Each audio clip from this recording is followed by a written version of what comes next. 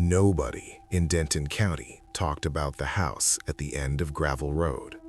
Not because they forgot about it, because they remembered it too well. It sat at the far edge of town where the streetlights stopped and the trees pressed in close on both sides. A two-story house, white paint gone gray, black shutters hanging crooked on rusted hinges.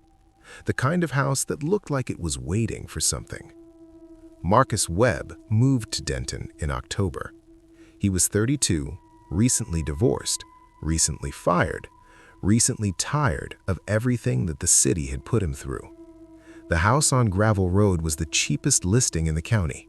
3 bedrooms, 1 bath, full basement, 1,000 square feet, $420 a month. The landlord, a man named Dale Pruitt, met Marcus in the driveway and handed over the keys without ever stepping inside. "Anything I should know about the place?" Marcus asked. Dale looked at the house for a moment. Then he looked at his truck. "Furnace runs a little hot," he said, and drove away. Marcus moved in on a Saturday. He had 1 carload of things: a mattress, a box of clothes, a coffee maker, and a lamp. He set the lamp up in the living room, plugged it in, and stood in the silence of the house. It was the kind of silence that did not feel empty. It felt full, like a room after someone has just left it. He told himself it was nothing. Old houses have sounds. The second night, he heard the door. Not the front door, not the back door, the door to the basement. It was at the end of the kitchen hallway, and at 2 a.m, Marcus heard it open. A slow creak, then nothing. He lay in bed and stared at the ceiling and told himself the furnace pressure had shifted the frame. He checked the basement anyway. Concrete floor, bare bulb, old furnace, a wooden shelf with 3 mason jars of something dark. Nothing else. On the 5th night, he saw the shape at the top of the stairs.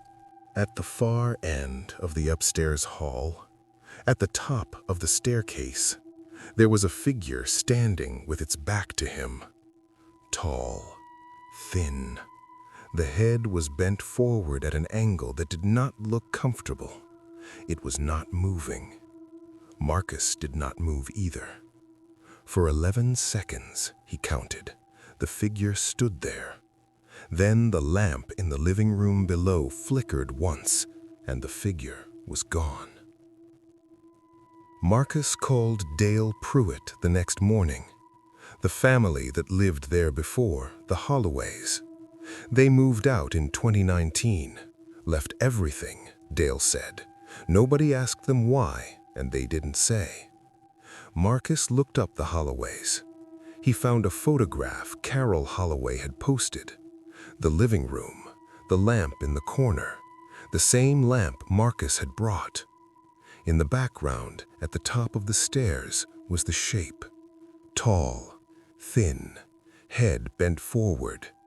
In the bottom corner, there was a second figure, shorter, standing near the basement, facing the camera.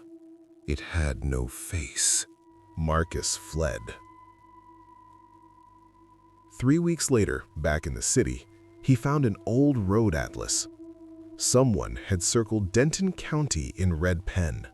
Underneath a drawing of a house were 4 words: "It follows the lamp." Marcus stood very still. He thought about the lamp, his lamp, the one he had left behind in the house on Gravel Road. His brother appeared.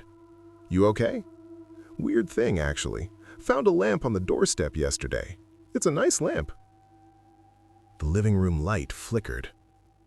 At the end of the hallway, just past the lamp, something tall was standing with its back turned. Its head was bent forward.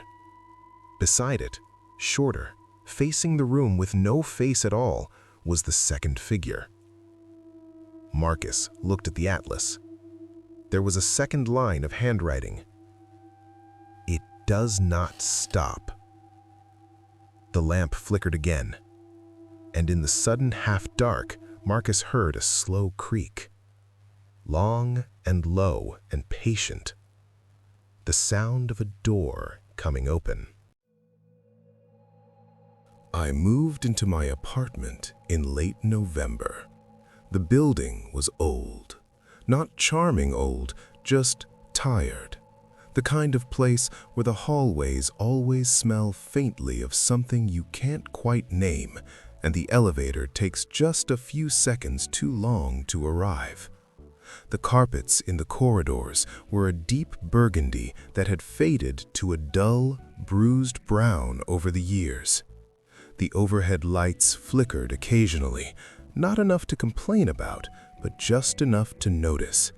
Just enough to make you feel like the building was aware of you walking through it. I didn't mind any of that. I was 26, freshly out of a bad situation, and the rent was the only thing that mattered. I told myself it was temporary, 6 months, maybe a year, just enough time to get back on my feet and figure out what came next.